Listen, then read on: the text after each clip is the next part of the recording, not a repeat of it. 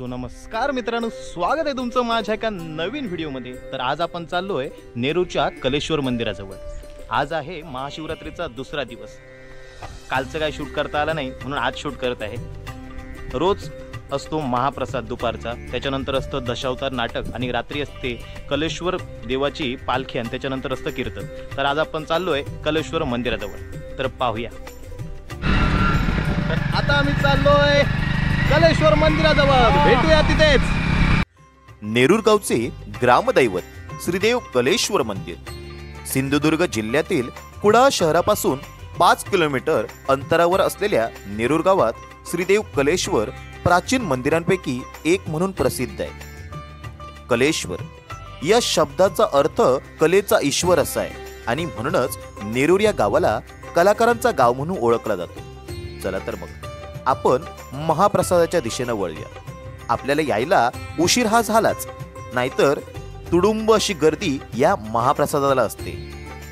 बरेच भाविक भक्तगण या 5 दिवसात महाप्रसादाचा आस्वाद घेण्यासाठी येत असतात। मग आपण वेळ न दवडता महाप्रसादाला बसूया। पण कितीही काही झालं तरी एक मात्र आहे, 5 स्टार हॉटेलला सुद्धा महाप्रसादाची चव येऊ शकत नाही, कारण महाप्रसादाची चव ही फार जगावेगळी असते। दासनवमीपासून प्रारंभ होणाऱ्या या उत्सवाची जय्यत तयारी गावकरी आणि भाविक मोठ्या भक्तिभावाने करतात। श्रींच्या मिरवणुकीसाठी मंदिराभोवती परिक्रमा पूर्ण केली जाते। मिरवणुकीसाठी वापरण्यात येणारा रथ पूर्णपणे लाकडी कोरीव कामयुक्त 5 माळ्यांचा बनलेला असतो। मिस्त्री परिवाराने रथाला केलेली रंगरंगोटी नेत्रदीपक असते आणि म्हणूनच या रथाची शोभा अजून वाढली जाते। मग आज आहे महाशिवरात्रीचा दुसरा दिवस आणि श्रीदेव कलेश्वराची केलेली ही पुष्प महापूजा।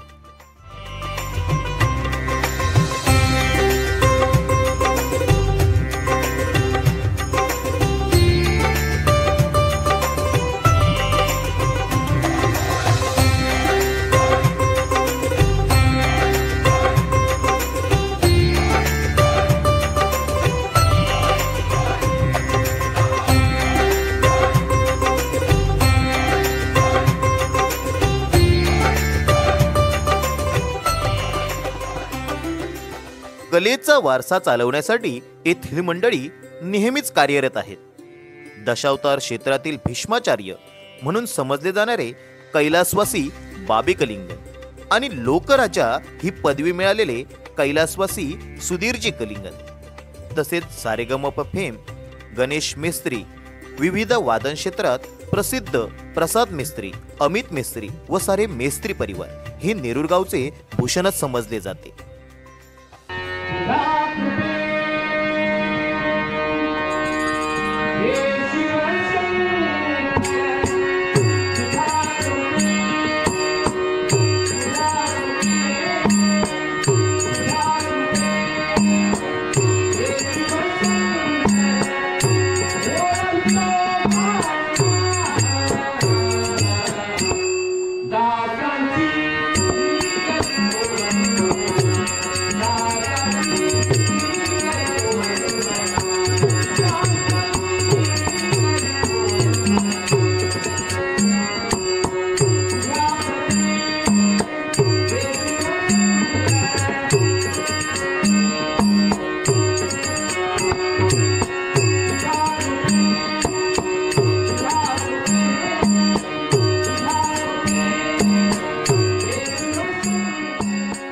दशावतार नाट्य कलाकृती सादर झाल्यानंतर मोठ्या उत्साहात निघालेली ही श्रींची पालखी। चला तर मग सर्वजण दर्शन घेऊया।